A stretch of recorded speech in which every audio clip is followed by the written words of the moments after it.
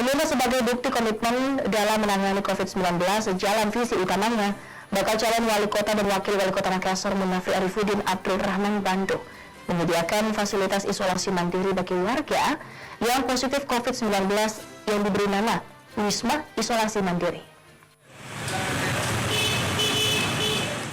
Tak diragukan lagi komitmen pasangan calon wali kota dan wakil wali kota Makassar bertagline Makassar Bangkit, Munafri Arifudin Abdul Rahman Bando dalam menangani COVID-19.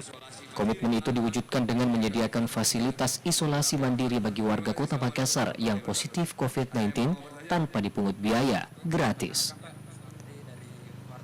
Fasilitas itu berupa hotel yang terletak di Jalan Pandang Raya Makassar.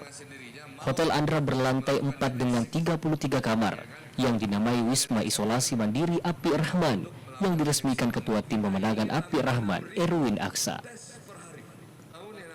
Ketua Tim Pemenangan Api Rahman Erwin Aksa menjelaskan, Wisma Isolasi Mandiri merupakan tempat memisahkan diri dari yang terpapar COVID-19 dan yang tidak terpapar, di mana ada 33 kamar dengan tenaga kesehatan ahli paru-paru, infeksi penyakit, dan psikolog.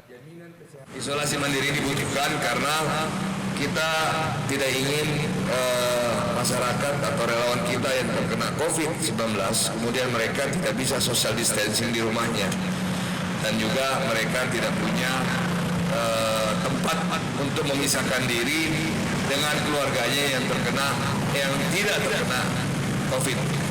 Jadi tempat ini adalah memisahkan diri antara yang kena COVID dan yang tidak terkena COVID dan terkena COVID.